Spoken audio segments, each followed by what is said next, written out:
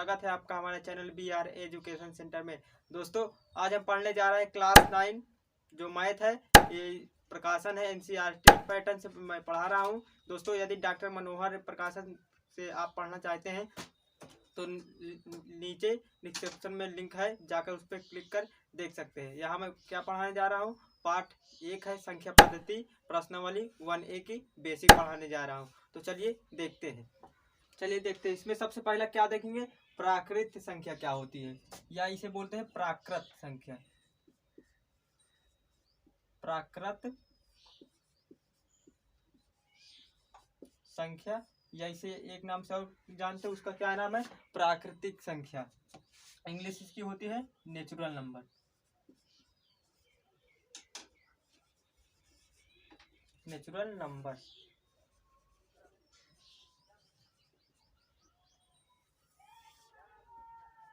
ये प्राकृतिक संख्या होती क्या है, तो प्राकृतिक संख्या क्या होती है, या प्राकृतिक संख्या कहिए या प्राकृत संख्या कहिए, तो ये क्या होती है।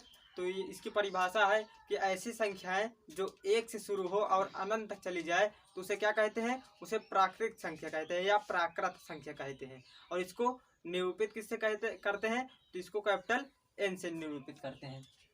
तो इसकी परिभाषा लिखिए, ऐसी संख्याएं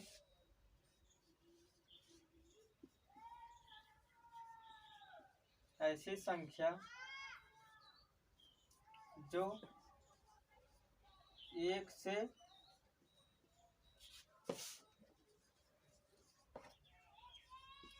शुरू हो तथा अनंत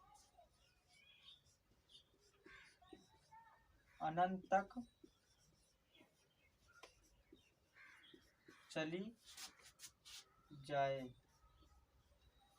तो उसे प्राकृत संख्या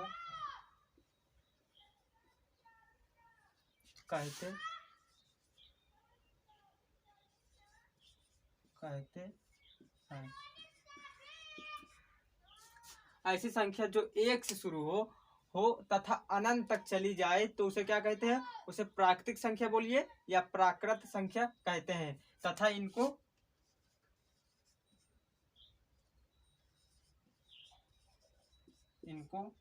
कैपिटल N से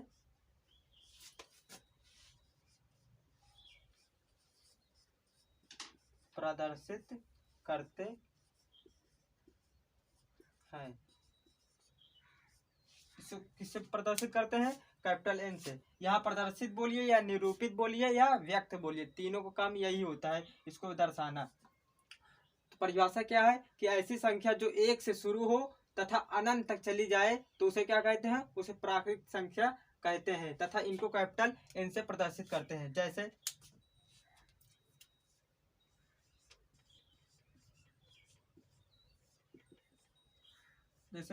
1 2 3 4 5 6 डॉट डॉट कहाँ तक, इनफाइनाइट। इनफाइनाइट का चिन्ह क्या होता है, इस प्रकार उल्टा 8 किस पर बनता है, इस प्रकार बनता है, तो इसका उल्टा कर दीजिए, यही क्या होता है, इनफाइनाइट। इंग्लिश में इनफाइनाइट और हिंदी में क्या होता है, अनंत। तो इसकी परिभाषा क्या है कि ऐसी संख्या जो 1 से शुरू हो, केवल 1 से, और कुछ भी हो सकती है संख्या, वो सभी प्राकृतिक संख्या होंगी, लेकिन 0 नहीं होना चाहिए। प्राकृतिक संख्या 0 नहीं होता है। तो 0 क्या होता है, वो पूर्ण संख्या होगी। इसके बाद हम पढ़ेंगे पूर्ण संख्या, लेकिन पहले पढ़ेंगे प्राकृतिक संख्या। तो प्राकृतिक संख्या ये है, तो वो 1 से शुरू हो और कुछ भी संख्या आपके मन में आ रहा है तो वो प्राकृतिक संख्या होगा। लेकिन 0 ऐसी संख्या है जो प्राकृतिक संख्या नहीं है, पूर्ण संख्या है। तो इसको लिख लीजिए, फिर बता रहे हैं प्राकृतिक संख्या हो गया है, पूर्ण संख्या किसे कहते हैं। तो इसको लिखिए, फिर इसको हम रब कर बता रहे हैं कि पूर्ण संख्या किसे कहते हैं। तो लिख लिए होंगे।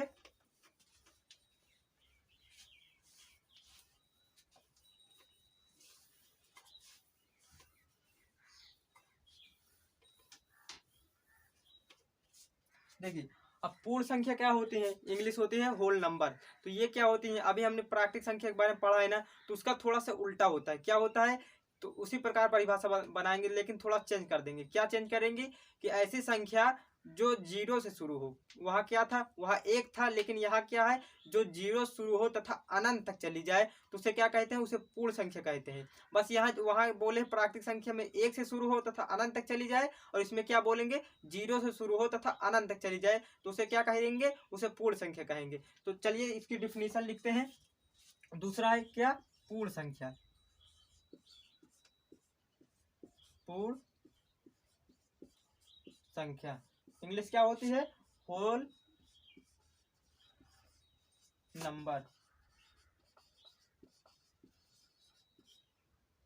ये इसकी इंग्लिश होती है, होल नंबर।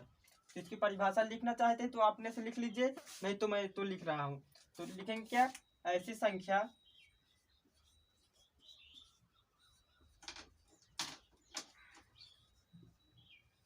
जो जीरो से, जीरो या शून्य, जीरो इंग्लिश शब्द है लेकिन शून्य क्या है, हिंदी शब्द है, से शुरू हो तथा अनंत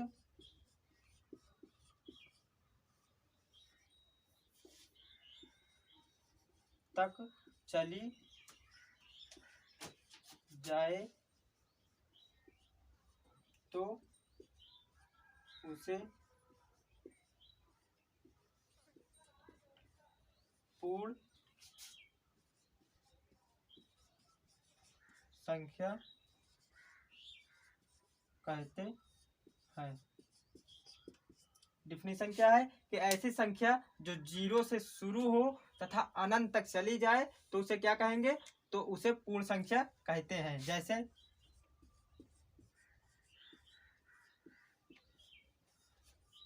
जीरो, एक, दो, तीन, चार, पाँच, छ, डॉट डॉट कहाँ, इनफाइनाइट या अनंत तक। उल्टा बनाना है, अनंत हो जाएगा। तो देखिए हमने अभी क्या देखा था, प्राकृतिक संख्या देखा था ना, लेकिन उसमें क्या था, लेकिन इसको एक और चीज है, तथा इसको किससे व्यक्त करते हैं उसको जान लेते हैं। तथा इनको कैपिटल डब्ल्यू से व्यक्त करते हैं या प्रदर्शित करते हैं या निरूपित करते हैं, तीनों बात वही है। डब्ल्यू से, या चलिए व्यक्त कर देते हैं, व्यक्त करते हैं। तो देखिए हमने अभी क्या देखा, हमने देखा प्राकृतिक संख्या देखा ना। प्राकृतिक संख्या में क्या था कि जो ऐसी संख्या है जो एक से शुरू हो तथा अनंत तक चली जाए तो उसे क्या कहते हैं, उसे प्राकृतिक संख्या कहते हैं। लेकिन इसका थोड़ा सा उल्टा क्या होता है, पूर्ण संख्या। पूर्ण संख्या क्या होती है कि ऐसी संख्या जो जीरो से शुरू हो तथा अनंत तक चली जाए तो उसे क्या कहेंगे, उसे पूर्ण संख्या कहेंगे। लेकिन प्राकृतिक संख्या को किससे व्यक्त करते हैं, तो उसको कैपिटल एन से करते हैं। लेकिन पूर्ण संख्या को किससे व्यक्त करते हैं, तो इसको कैपिटल डब्ल्यू से प्रदर्शित करते हैं।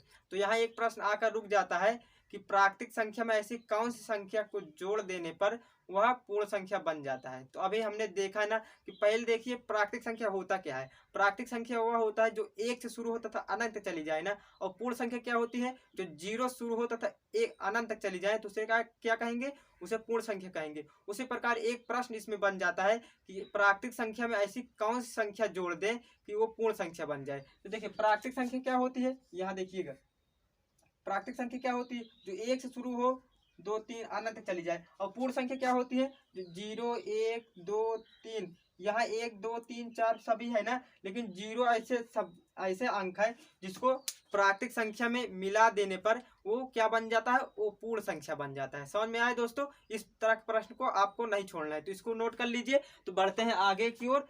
चलिए देखते हैं अगला क्या है। चलिए देखते हैं पूर्णांक क्या होता है। तीसरा क्या है, पूर्णांक।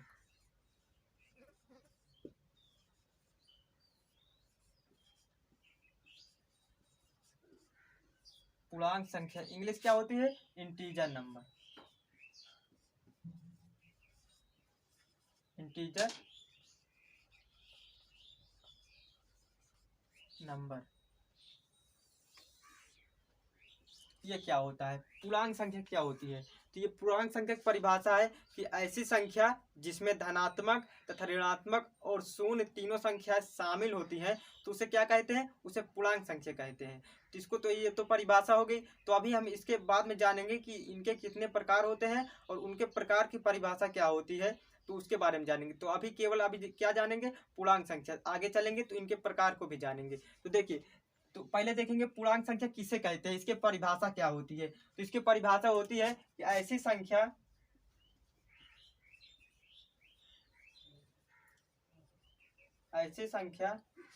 जिसमें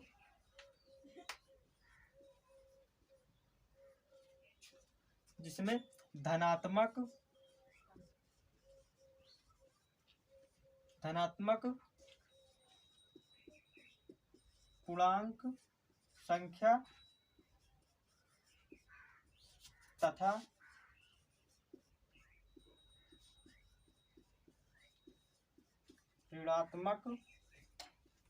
पूर्णांक संख्या तथा ऋणात्मक पूर्णांक संख्या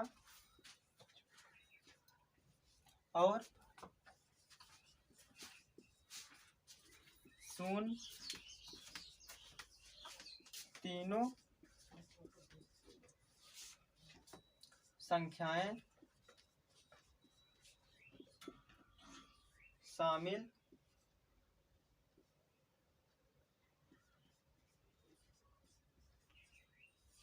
शामिल हो तो उसे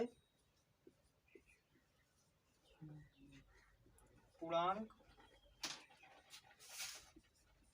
संख्या कहते हैं।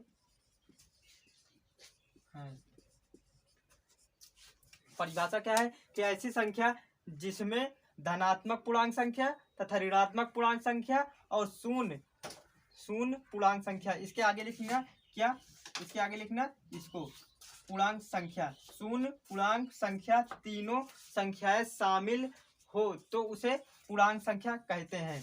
कहीं कहीं आप लोग को इस प्रकार भी परिभाषा मिल जाएगी कि ऐसी संख्याएं रहेंगी, ऐसे रहेगा कि धनात्मक ऋणात्मक तथा शून्य के समूह को क्या कहते हैं, पूर्णांक संख्या कहते हैं। उस प्रकार लिख लीजिए या इस प्रकार लिख लीजिए, जिस प्रकार आपको अच्छा लगता है उस प्रकार लिख लीजिए।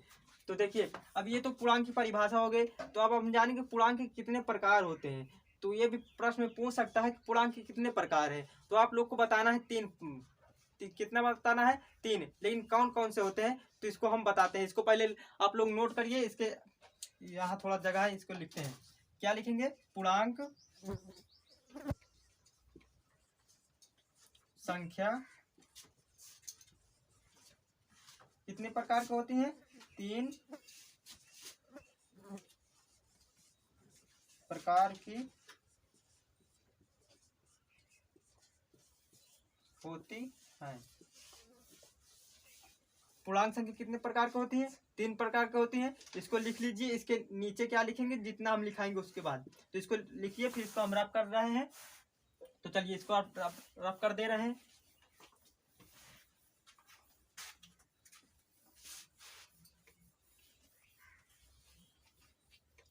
इसका पहला नंबर क्या है,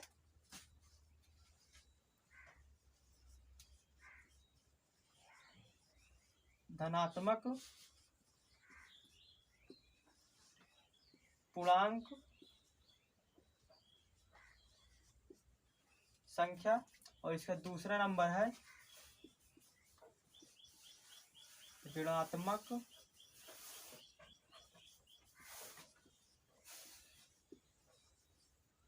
पूर्णांक संख्या, और तीसरा है शून्य पूर्णांक संख्या। देखिए इसमें कितने प्रकार हैं, 3। कौन कौन से, धनात्मक पूर्णांक संख्या, और दूसरा ऋणात्मक पूर्णांक संख्या, और तीसरा है शून्य पूर्णांक संख्या। इसीलिए हमने परिभाषा बनाया है कि ऐसी संख्या है जिसमें धनात्मक पूर्णांक संख्या तथा ऋणात्मक पूर्णांक संख्या और 0 तीनों संख्याएं शामिल होती हैं तो उसे क्या कहते हैं, उसे पूर्णांक संख्या कहते हैं। तो इसीलिए तो ये बना है कितने प्रकार से, 3 प्रकार के। अब हम जानेंगे कि धनात्मक पूर्णांक संख्या किसे कहते हैं और ऋणात्मक पूर्णांक संख्या किसे कहते हैं और शून्य पूर्णांक संख्या किसे कहते हैं। तो सबसे पहले हम देखेंगे, इसको नोट करने के बाद फिर से लिखना, क्या हेडिंग डालना, पूर्णांक, धनात्मक पूर्णांक संख्या, धनात्मक पूर्णांक संख्या, ये हेडिंग। उसके बाद लिखना क्या है, तो इसकी परिभाषा क्या होगी कि ऐसी संख्याएं जो कि ऐसी संख्याएं लिख दे रहे हैं, ऐसी संख्याएं या ऐसी संख्या जो केवल धन में हो, या धनात्मक पूर्णांक संख्या को एक नाम से और जाना जाता है, कौन सा नाम से, धन पूर्णांक संख्या। या धनात्मक पूर्णांक संख्या के स्थान पे क्या कहेंगे, धन पूर्णांक संख्या कहेंगे, तो वही रहता है उसका, इसी का नाम है धनात्मक पूर्णांक संख्या। और क्या नाम है, धन पूर्णांक संख्या। तो इसकी परिभाषा, ऐसी संख्या जो केवल धन या प्लस में हो तो उसे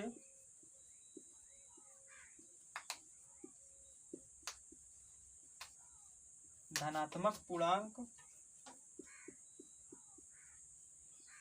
संख्या कहते हैं। परिभाषा क्या है, ऐसी संख्या जो केवल धन में हो या प्लस में हो तो उसे धनात्मक पूर्णांक संख्या कहेंगे या धन पूर्णांक संख्या कहेंगे। इसके स्थान पे क्या लिख सकते हैं, धन पूर्णांक संख्या या धनात्मक पूर्णांक संख्या, बात वही है। तो देखिए इसके एग्जाम्पल क्या है, जैसे परिभाषा लिखने के बाद उसके नीचे एग्जाम्पल भी लिखना जरूरी होता है, नहीं कैसे समझ में आएगा। तो देखिए 4, 5, 10, 100, 500, ये सभी क्या है, ये धनात्मक पूर्णांक संख्या है। धनात्मक पूर्णांक संख्या को पहचानने का सबसे आसान तरीका है कि उसके आगे कुछ भी नहीं लगना चाहिए। वो यदि देखिए यहाँ प्लस लगा रहता है लेकिन क्या चिन्ह लगा रहता है लेकिन दिखाई नहीं देता ना, उसी प्रकार इसको सबसे अच्छा पहचानने का तरीका है कि उसके आगे कोई भी चिन्ह न लगे। यदि माइनस का चिन्ह लग जाएगा तो वो ऋणात्मक पूर्णांक संख्या हो जाएगा। तो इसके बाद हम बता रहे हैं ऋणात्मक पूर्णांक संख्या, तो इसको नोट करिए। तो अब बता रहे हैं ऋणात्मक पूर्णांक संख्या, तो नोट कर लिए होंगे। तो अब देखेंगे क्या ऋणात्मक पूर्णांक संख्या।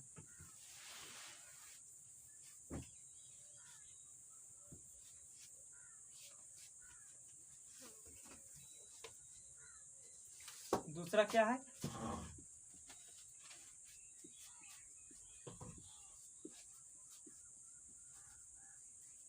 ऋणात्मक पूर्णांक संख्या। इंग्लिश हमने लिखा ही दिया है, नेगेटिव इंटीजर नंबर। क्या होती है इंग्लिश,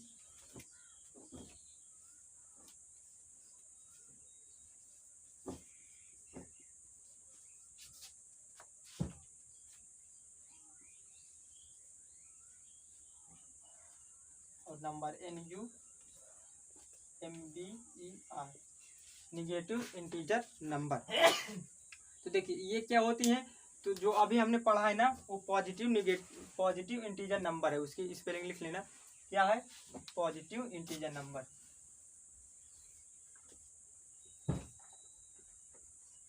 पॉजिटिव इंटीजर नंबर। और तीसरा क्या है, जीरो इंटीजर नंबर। देखिए अब देखेंगे ऋणात्मक पूर्णांक संख्या क्या होती है। जो अभी हमने परिभाषा देखा है ना धनात्मक पूर्णांक संख्या के बारे में, उसी प्रकार लेकिन थोड़ा सा उसमें चिन्ह क्या करना है कि ऐसी संख्या है जो केवल ऋण में हो, जो केवल ऋण में हो तो उससे क्या कहेंगे, उसे ऋणात्मक पूर्णांक संख्या कहेंगे। और ऋणात्मक पूर्णांक संख्या को पहचानने का सबसे अच्छा तरीका यह होता है कि उसमें क्या लगा रहे, चिन्ह माइनस का लगा रहे। जिसको चलिए हम रफ कर बता रहे हैं, इसको स्पेलिंग लिख लिए होंगे, इसको रफ कर दे रहे हैं। ऐसी संख्या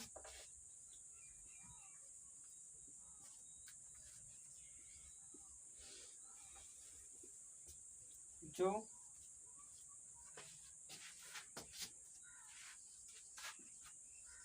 केवल ऋण में हो, ऋण या माइनस में हो तो उसे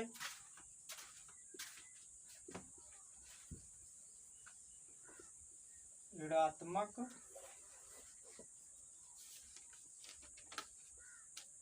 पूर्णांक संख्या कहते हैं। यहाँ ऋणात्मक स्थान पे और क्या लिख सकते हैं, ऋण पूर्णांक संख्या। इसके स्थान पे क्या, ऋण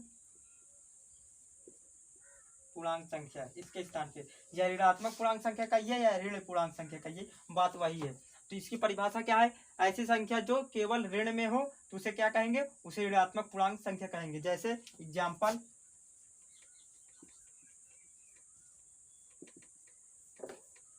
-5, -10, -3, -2 और -500, ये सब क्या है, ये ऋणात्मक पूर्णांक संख्या। देखिए ऋणात्मक पूर्णांक संख्या पहचानने क्या तरीका है कि उसके आगे, संख्या के आगे माइनस का चिन्ह लगा रहेगा, सभी के आगे माइनस क्या लगा रहेगा, चिन्ह लगा रहेगा, तो उसे क्या कहेंगे, उसे ऋणात्मक पूर्णांक संख्या कहेंगे।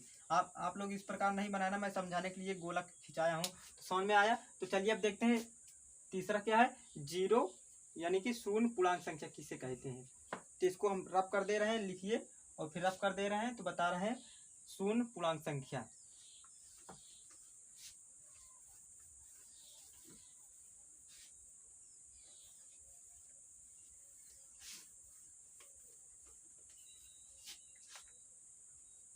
तीसरा क्या है, शून्य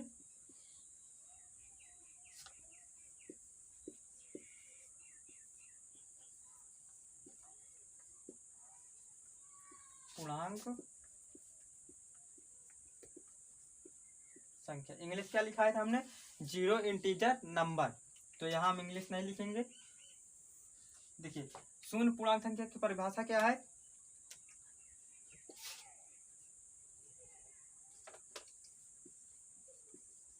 शून्य एक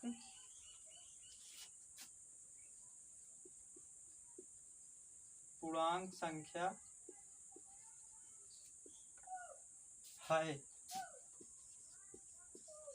जो न तो धनात्मक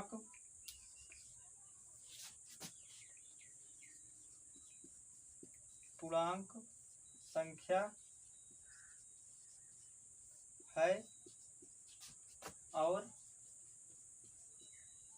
और न तो ऋणात्मक पूर्णांक संख्या है। जिसकी परिभाषा क्या है कि शून्य एक पूर्णांक संख्या है जो ना तो धनात्मक पूर्णांक संख्या है और ना तो ऋणात्मक पूर्णांक संख्या है।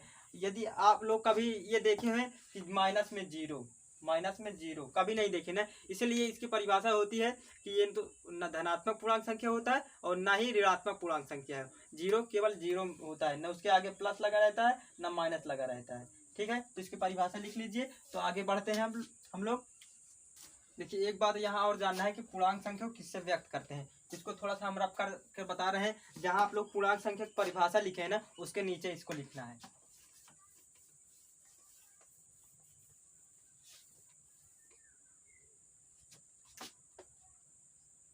क्या लिखना है, तथा इसको कैपिटल जेड से प्रदर्शित करते हैं या व्यक्त करते हैं,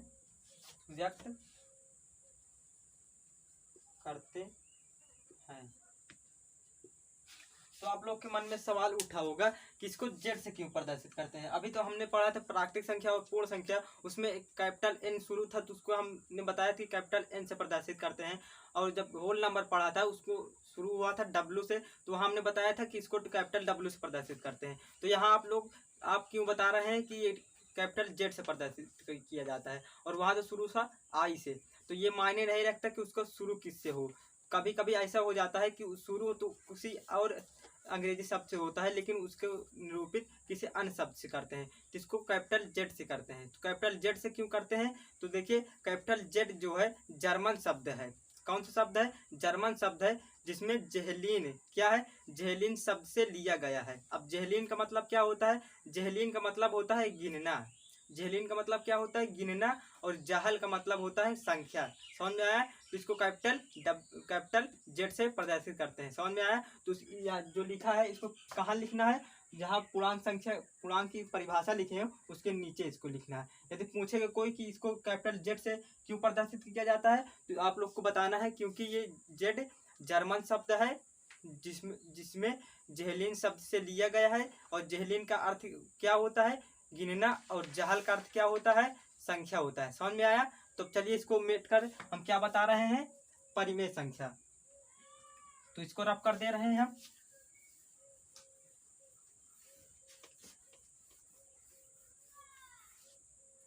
क्या देखेंगे, परिमेय संख्या क्या होती है।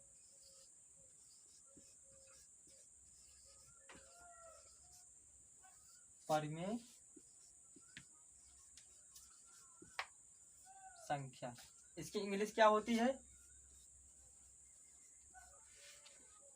Rational number.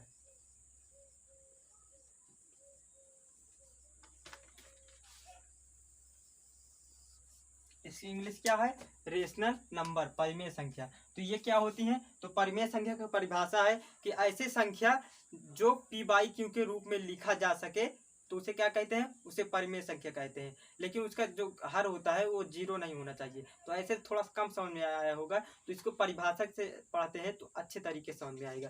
तो देखिए इसकी परिभाषा लिखेंगे, ऐसी संख्या जिसको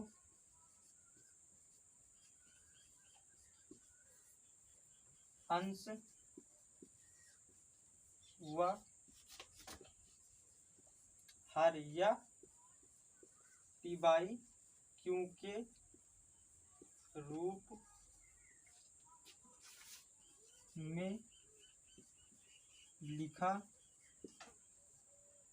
जा सके, तो उसे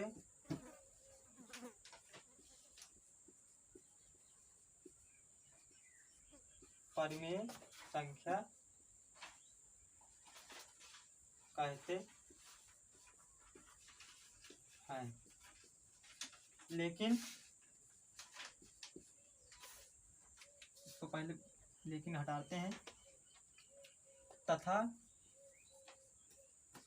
इसको कैपिटल क्यू से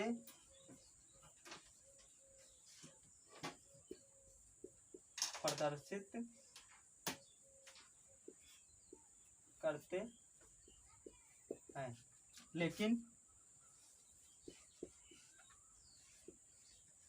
इसका क्यों अर्थात हर does not equal to zero होना चाहिए।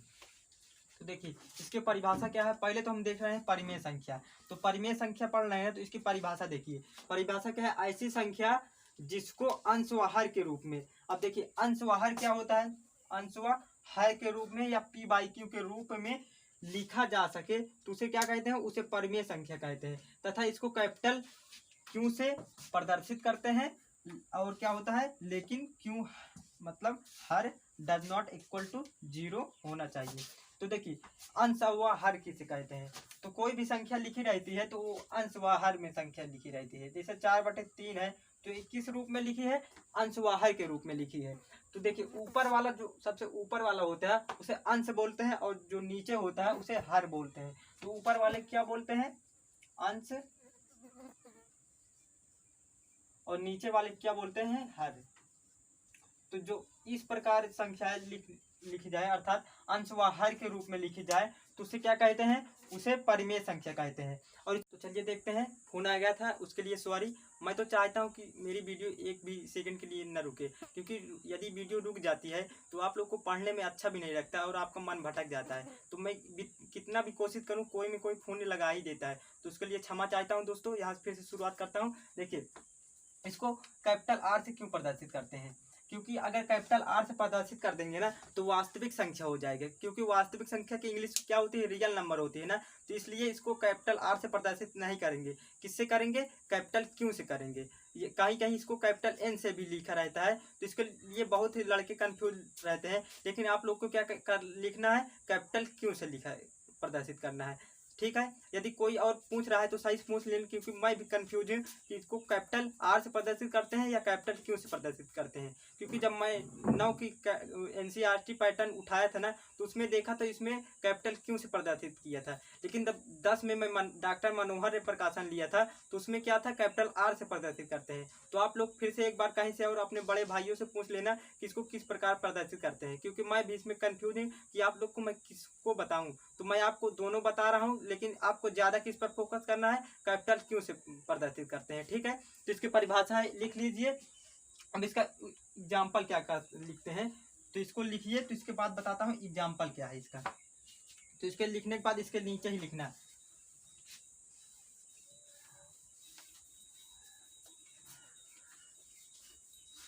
अब देखिए, यहाँ सभी लोग ये क्यों बताते हैं, लेकिन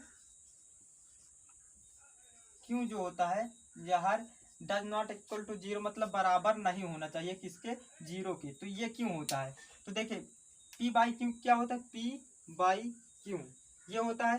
तो इसमें क्यों क्या होना चाहिए, जीरो नहीं होना चाहिए ना।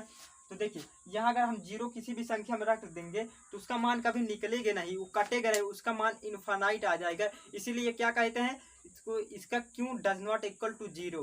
तो इसको हम सिद्ध करके बता रहे हैं, ऐसे तो आपके समझ में आएगा नहीं। तो देखिए इसको सिद्ध किस प्रकार की, मान लीजिए 4/3 है, ये कहीं में कहीं कट जाएगा, लेकिन यदि हम 4/0 करें तो जो नीचे रहता है उससे भाग देते हैं ना। तो लीजिए जीरो से अगर हम भाग देंगे तो 4, तो देखिए जीरो भाग देंगे कितने बार जाएगा, तो 4, मान लीजिए 4 बार जाएगा, 0 बार फिर गुणा कर देंगे तो 0 हो जाएगा। तो 0 फिर 0, उसके बाद मान लीजिए 4 बार 0 ले जाएंगे, लीजिए 4 बार 0 ले गए तो उसके बाद फिर 4 से इसमें गुणा करेंगे तो फिर 0 आ जाएगा ना। तो घटाएंगे 4, फिर कितना, फिर 4 बार, फिर 0।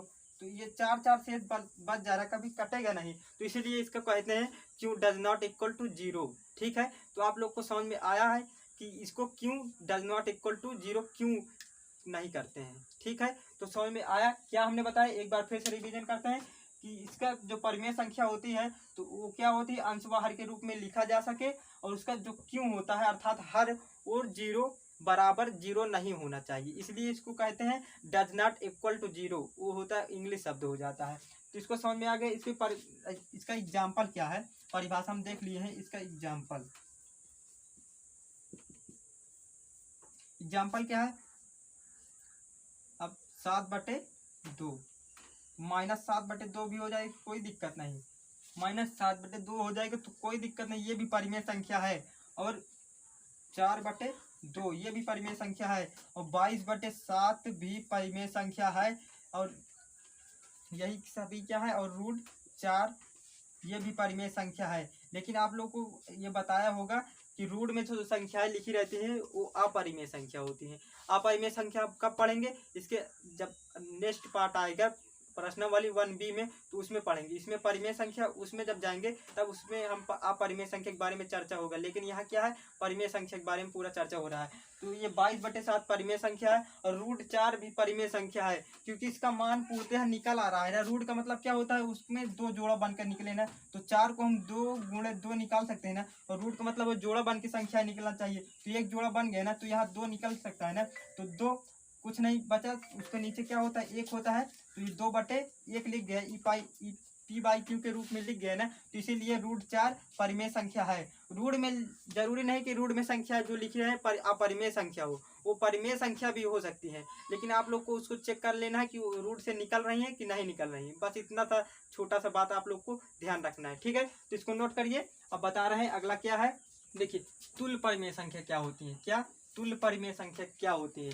तो ये तुल्य परिमेय संख्या की यदि पूछेगा प्रश्न में कि इनके कोई संख्या दे देगा, उसको पूछेगा कि इनके 5, 10, 20 जितने भी तुल्य परिमेय संख्या बताना है वो बताना होगा। मान लीजिए एक 1/2 के 4 तुल्य परिमेय संख्या क्या होगा। इसको निकालने के लिए जो 1/2 है ना, तो इसको सबसे पहले 1 से गुणा करेंगे, 2 से करेंगे, जो 4 पूछ रहा है ना, 4 तक अंश बाहर के रूप में गुणा करते चले जाएंगे। गुणा या भाग, गुणा भाग दोनों करेंगे। तो 1/2 है, यदि हम 1 से ही गुणा करें, अंश बाहर में 1 से गुणा करेंगे तो कितना आएगा 1/2। उसी प्रकार आ जाता है ना। इसीलिए तुल्य परिमेय संख्याओं में 1 से गुणा ना कर अंश बाहर में 2 से गुणा कर देते हैं। और कितने तक ले जाएंगे, 4 कह रहा है ना, तो 4 तक अंश बाहर में गुणा करेंगे। 5 कह रहा है तो 5 तक करेंगे। कैसे, देखिए 2/2 करेंगे, 2/4, एक तो ये 2/4 हो गई इसके 1/2 के तुल्य परिमेय संख्या। अब 1/2 गुणे 3/3, उसके बाद 3/6, ये दूसरी हो गई 3/6। अब फिर 1/2 गुणे 4/4, उसके बाद 4 एकम 4, 4 दूनी 8, ये कौन सी होगी, तीसरी। एक यहाँ थी तो और 4 पूछ रहा है ना, तो 2, 3, 4 और एक 5,